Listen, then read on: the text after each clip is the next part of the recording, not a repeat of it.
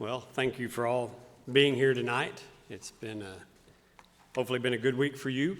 Being able to come together and meet here in the midweek always seems to be a good time and a good time to get together and fellowship and take a break from the outside world. This evening, we're going to talk about unity. And I saw this on the schedule some time ago, and as I thought about it, I was a little bit intimidated, maybe is the right word, when we think about unity and we think about Acts. You know, when we think about the early church and what they were going through and the challenges that faced them, you know, it's really quite inspiring to us to see how they made it through that. All the challenges they had. They faced things that we wouldn't face today in Oklahoma City in 2026. Cultural differences and things like that don't really challenge us that much today. But they understood how powerful the community could be. You know, we often talk about this community that we have here, this community of believers at our local congregation. It hit me the other day, you can't spell community without unity. The last few characters of that word, unity. You got to have unity to have a community. Unity is the foundation, really, that turns a crowd into a community. I thought it might make sense as we open up to just define unity. You know, what is unity? And I've learned this of myself. I tend to be, I guess, a negative positive, if you will. I always, when I'm trying to teach about something, I always say, don't do this, don't do that, this is what it's not. And so, in proper form, unity is not uniformity. And what I mean by that is, unity is not all being the same. It doesn't mean everybody thinks the same thoughts, have the same background, the same personality.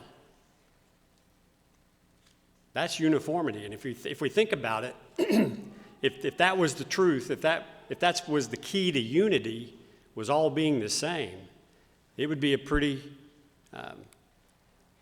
weird community, I guess. A very interesting place if everybody thought the same way I think. Or if everybody had the same background and came from a small town in rural Oklahoma. Not everybody needs that. Just Matt and I have that. A few of us that come from a really small town in Oklahoma. We have that same background, that kind of upbringing. Unity is not being all the same. It doesn't mean the absence of conflict or disagreement either. Sometimes we think if we're going to be unified that we can't have challenges and we can't have disagreements and we can't have conflicts. But Acts is littered. We're going to look at a few of those examples tonight, but Acts has got tons of examples of the early church and the conflict they had, some disagreements they had, and yet are described as a unified community. And we see that through the book of Acts. They stay unified. They stay towards the goal. So unity is a shared commitment to a person or purpose that is bigger than any individual preference or opinion. And I think that kind of sums it up. If we could sit down now, take this with us through the rest of the week, I think we might have accomplished our purpose here talking about unity. Every high-functioning organization understands what it is to be unified. Most of you guys know I love basketball. I love the Thunder. And when you look at their example of their teamwork, and if you listen to the people that talk after the game or before the game or during the game, you hear this word mentioned all the time, that they all know their roles and they accept their roles. That's probably the biggest piece of their success. Not only do they know what their role is, but they accept it. And they buy into it. There was a coach by the name of Phil Jackson a few years ago that coached the Bulls and the Lakers. He won 11 NBA championships with those teams. His unifying principle to them was to get all those guys, and he had a lot of them. He had some people with big attitudes, people with big egos, and his talent was getting them all to work together to be unified. Because he knew as soon as one of them would go astray, one of them would lose his way or let his ego get in the way, it would tear down the entire team. Championship teams are not teams without conflict. They are teams that refuse to let the conflict be bigger than the mission. If we use that as we think through tonight and the conflicts and we see Acts, how they resolve those things, the common thread in all of that is everybody that was involved in one of those conflicts knew that the mission was bigger than their preference, was bigger than their issue.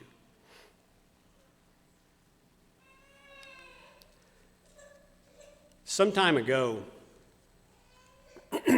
this kind of goes back to being unified and understanding our role and understanding what we do. This is a sport in Japan called bo-tayashi. And you can tell, or you can hopefully see, there's some people in red and there's some people in white. And those kind of make up the two teams. The team in the red is attempting to, or there was a gentleman in a white shirt sitting on the top of that pole. That team in the red, their goal in this game is to go and overtake that pole and get that guy down. Now you can see the white shirts there. There's pieces of their team that's trying to stop them from doing that. But what I want to call our attention to in this picture is how unified this group in the red is. And they've got one mission and one goal. And they've got people that are in different spots and in different situations. You know, as these guys finish this and walk away and go home, every one of them is going to have a little bit different experience of what this was. The guys on the bottom, they don't get the glory of going up and knocking the guy off. But yet they're still unified. They know their role, they play their role. All of them have a little bit different backgrounds. They have different talents that allow them to perform different things as part of this team. But yet, they stay focused and they stay strong, focusing on their mission. And I think as we look at this picture, that's what I would hope for us to draw out of that. They're all committed to a mission, and they're focused on that mission. They may have to sacrifice some of their wants and desires to accomplish that, but yet they're willing because they're committed to the goal. They know that mission is higher than any of their wants, individual wants and needs.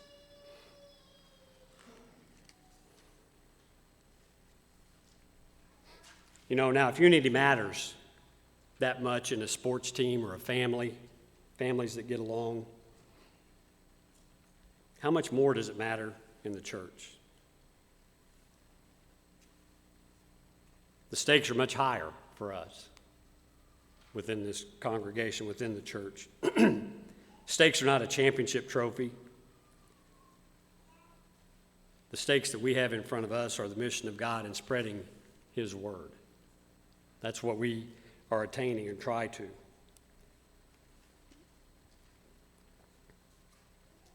The stakes are whether the watching world, those looking out, can see us, look inside this organization, look inside this community, and see within us something that looks like Jesus. That's our mission. That's our goal. And if we're not unified, we'll never be able to accomplish that. Just like teams, if they break that unity, they lose that unity. They're not able to accomplish their mission. There's so much, it is so true with the church as well. So as we look through some examples tonight in the book of Acts of how the early church dealt with these conflicts and how they dealt with them and saved their unity, saved the church maybe in certain cases, I want us to think back or look at it through this lens. We all have challenges that we deal with every day. And some of them are little and petty. Some of them might be a little bit more meaningful. But I was thinking through this and coming up with some challenges that we have about our preferences. And one of the challenges we'll notice through this is being able to determine if it's a preference or a doctrinal issue or something of weightier matter of Jesus. We, from time to time, will get together at our parents' house. And when we do that, it's usually the entire family. And if you know our family situation a little bit different, we've got a lot of people when they all show up, probably 40 or 50 people show up in our parents' home. And usually it's, Thanksgiving and or Christmas or Easter or a big holiday. And that means it's generally a little bit cooler outside. And their house, as they get 30 or 40 people in it, gets pretty warm. And as that happens over the years, my daughter-in-law has determined that she can go over and just bump the thermostat down and cool it off. And of course, my father-in-law is a little bit older, and that, it's his house, I guess, but he will get up and make a comment and maybe go turn it back up. And they've and I don't want this to sound like they've got this feud going on, but it's a little bit of a joke, a running joke. They're actually very close. But I've actually seen him get up and put a jacket on and mumble something about being in his house. And sometimes we get really caught up in these situations. And like I said, it's mostly in jest and mostly in fun. But sometimes it might get to a spot where it becomes more than that to us. And it doesn't in their situation. But, it made me think about this and think about unity. We have a hard time agreeing on what temperature to put the thermostat on. So the question is, if we can't unanimously agree on that, how in the world did the early church agree and survive what they actually faced? We talk about centuries-old walls of hostility between Jews and Gentiles, theological disputes that cut to the heart of the gospel, internal complaints, cultural misunderstandings, and somehow, not without pain, not without scars, they came out on the other side together. And tonight, for just a few minutes, we're going to look at their playbook they used, if you will, to navigate through these challenges that they had. And I want to start by rereading a verse that was read earlier by James. One thing that we can come from reading Acts is unity was never optional. We can see that through Christ's teachings. Unity was never optional. And this is the foundation that unity was built on. Here in verse 42 is right after the day of Pentecost, 3,000 people added. And Luke here pauses to show us what the community actually looked like. It says, and they devoted themselves to the apostles' teaching and the fellowship, to the breaking of bread and the prayers. Notice what was at the center of that. Not a cultural background, not shared or differed preferences. The center was Jesus, his teaching, his table, his spirit, and prayer. That right there is our foundation for navigating through our challenges that we have today to keep unity. They devoted themselves to the Word, to the apostles' teaching, to the fellowship. That's what they spent their time on. That's what they spent their cycles on, if you will, was those 4 pillars.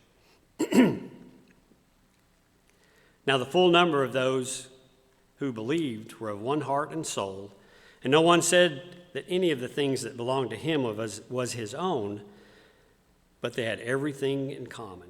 One heart and one soul. They weren't just tolerating each other. They weren't just getting along. They were becoming uniquely tied together. They were genuinely, sacrificially united around a shared center. And for that early church, it cost them something. To have that unity wasn't free. It was devotion. They gave up their personal preferences. They gave up, in cases, their personal property to attain that unity. I came across this quote from Rupertus Meldenius, who was a 17th century theologian. And I believe Mike has used this or something very similar to this in the past. In essentials, unity. In non-essentials, liberty. In all things, love. This will be the lens that we use tonight for everything that follows. The non-negotiables, the essentials, the doctrine. We've got to be unified in that. For the non-essentials, for preferences, things of that nature, we need to have liberty with others, be patient with others. Don't let our preferences become somebody else's, don't let our preferences become a ruler, a guide for others, a measuring stick for others.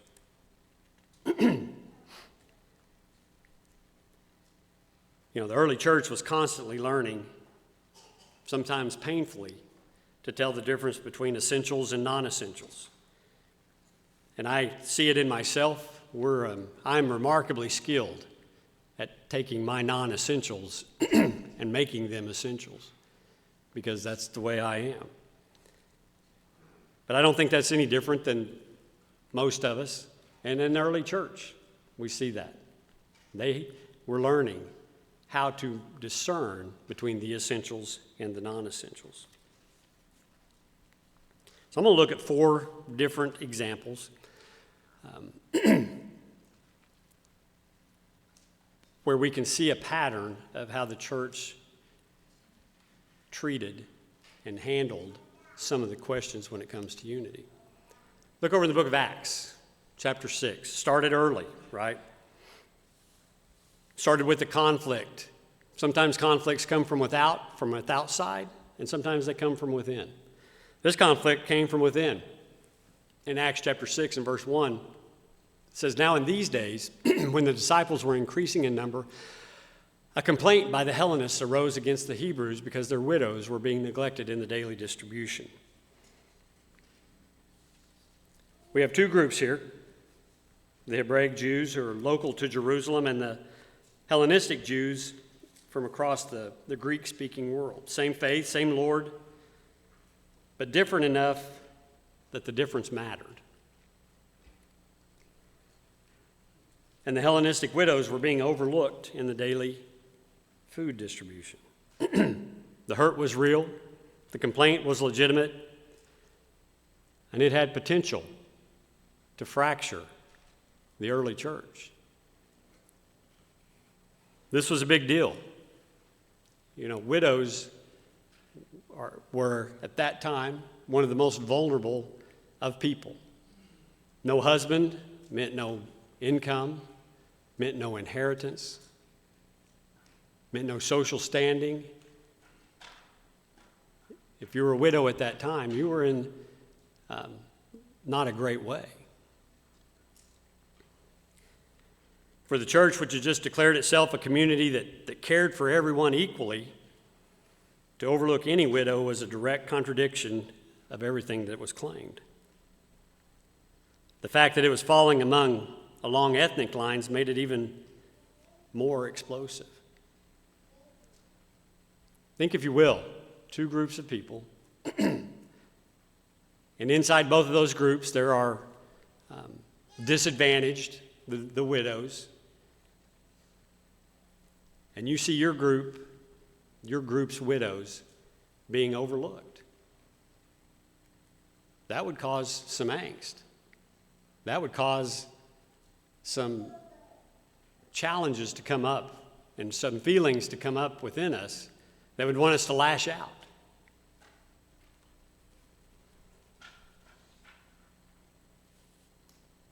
So it was brought up. And here we are with the question, the problem that's got a chance to fracture our unity. So let's look at what the apostles did. They listened, they acknowledged the problem, and they created a structural solution that honored the people that had been wronged. Choosing 7 men, every one of them with a Greek name, from the very group that had been overlooked.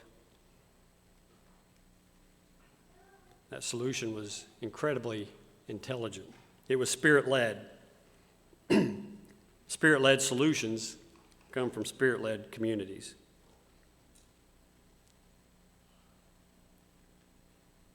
And we see a look at the focus of prayer in Acts chapter 6. I don't have it up there. But through all this issue, once it was done, they prayed. They kept constant in prayer. And in Acts chapter 6 and verse 7, it says, "And the word of God continued to increase, and the number of disciples multiplied greatly." When conflict is handled prayerfully and well, the mission doesn't just survive, it accelerates. We're actually moving faster. The application from this instance, I would like to ask us or cause us to think about, the concern that was brought there to the apostles was a legitimate concern. It was a concern that was, one of the essentials.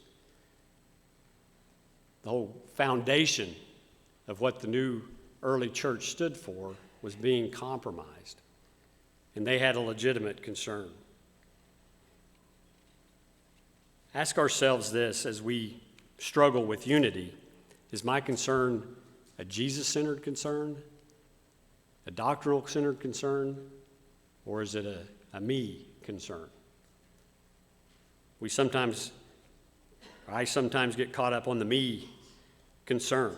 Not everything that bothers us rises to the level of a Jesus-centered concern or doctrinal issue considered concern. We've got to learn and train ourselves to have that level of discernment as we look at our differences.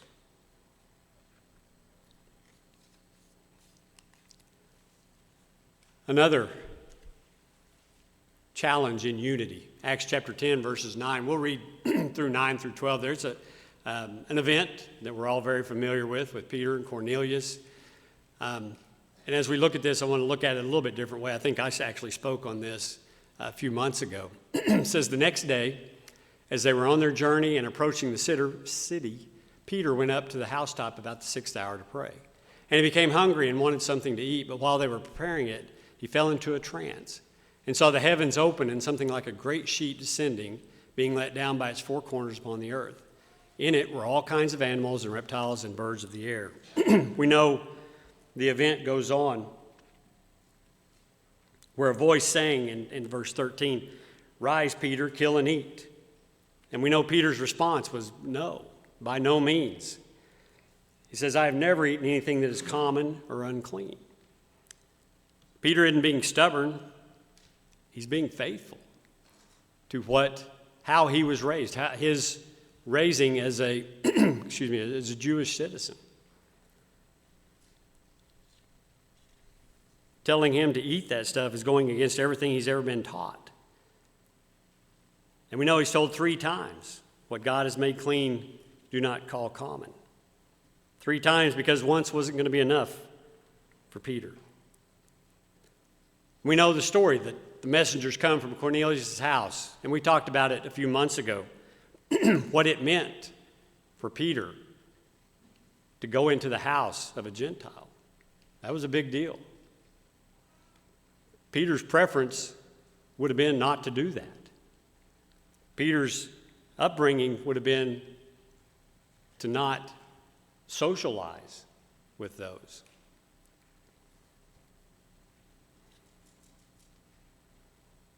We know as he goes and talks to those in the house of Cornelius, in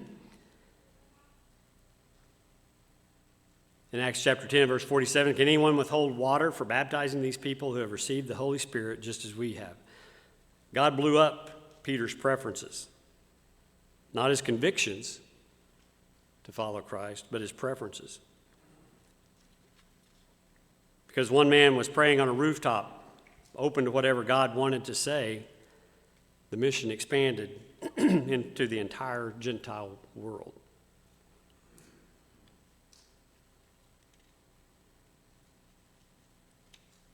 I would challenge us to identify one preference we've been treating like a conviction and then pray about it.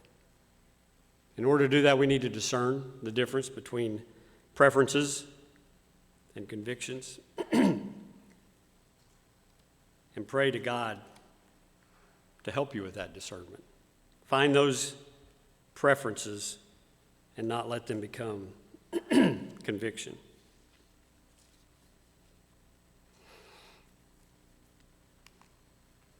Moving on to another challenge that the church had.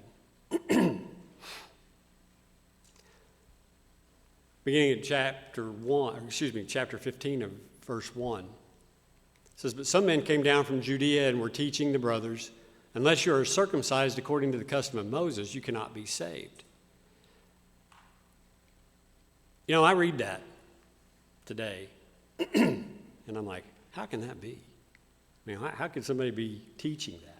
But again, think about the early church and the converts that they were trying to convert from the Jewish faith. The things they're talking about are big things. Things that they had grown up with, things they'd been taught their entire life. And some people were struggling with that. They were struggling with that discernment. It says, but some men came down from Judea and were teaching the brothers, unless you're circumcised according to the custom of Moses, you cannot be saved. And after Paul and Barnabas had no small dissension and debate with them, Paul and Barnabas and some of the others were appointed to go up to Jerusalem to the apostles and the elders about this question.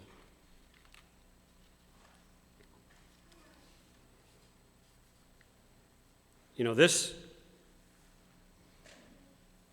threat or challenge of disunity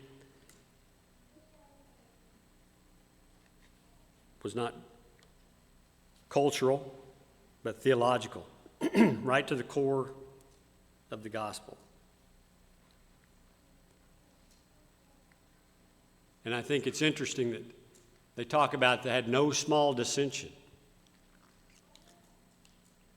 Paul and Barnabas probably were a little heated as they talked about this.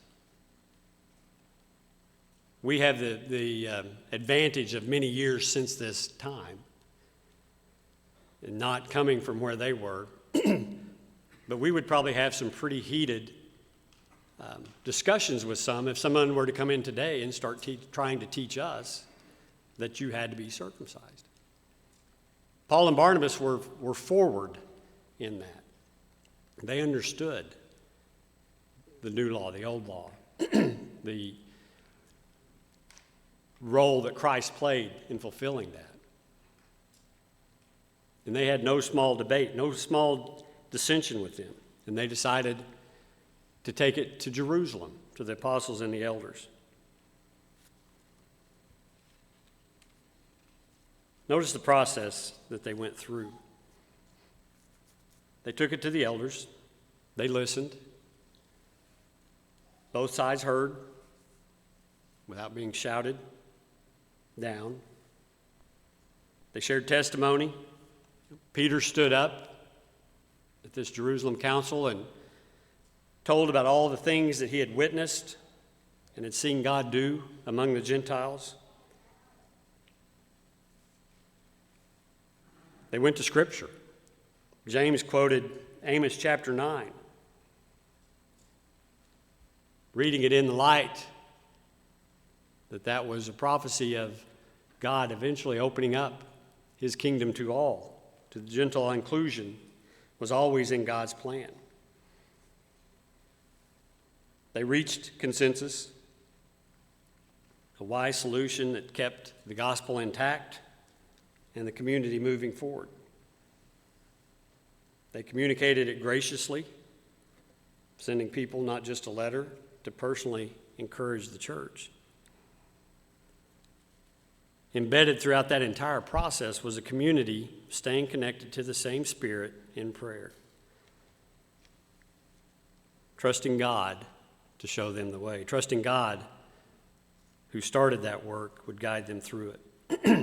And the result, in verse 31 of Acts chapter 15 there, it says, "And when they had read it," those people they'd send the letter to, "they rejoiced because of its encouragement."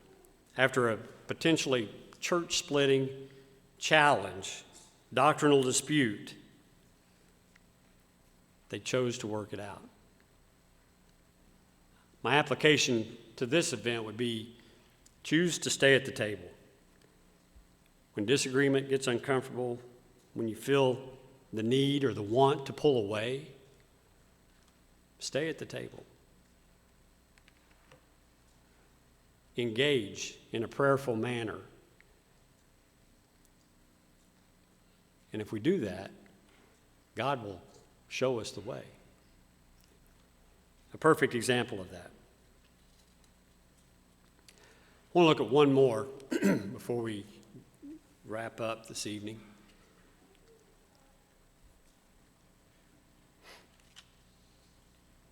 This is Paul. Now it says, when he had come to Jerusalem, so Paul arrives in Jerusalem, the brothers received us gladly. On the following day, Paul went in with us to James, and all the elders were present. After greeting them, he related one by one the things that God had done among the Gentiles through his ministry. And when they had heard it, they glorified God, and they said to him, "You see, brother, how many thousands there are among the Jews of those who have believed? They are all zealous for the law, and they have been told about you that you teach all the Jews who are among the Gentiles to forsake Moses, telling them not to circumcise their children or walk according to our customs. What then is to be done?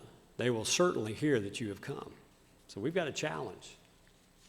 We've got a real challenge. And I'll be honest with you, the more we dive into this is a little bit complex, a little bit challenging, because it looks like Paul does some things that might make him a little bit hypocritical, but you look at it, he really doesn't. What he does is does some things that are customs to the Jews. He's not tying that to salvation. He never wavers on his salvation thoughts. But he agrees to go to the temple. He undergoes purification himself alongside the four men that they were talking about there, and he pays for their expenses. Paul's not ever compromising, and I think this goes back to what Paul said in 1 Corinthians 9:20, "To the Jews I became as a Jew in order to win Jews." Paul knew that the customs and the things that they were doing were a custom. This is that in non-essentials. This was a custom of theirs, and Paul could participate and do that and not harm his faith, not harm his convictions, not harm the gospel, but in turn unify a group of newly Christians or new Christians together for a common purpose. It's a very interesting event there for Paul, and probably could warrant a lot more study and a lot more in-depth study into diving into that. But Paul did what he needed to do. to keep the unity, to be an example, and to win Jews, as he said in 1 Corinthians there. So we've looked at 4 different examples,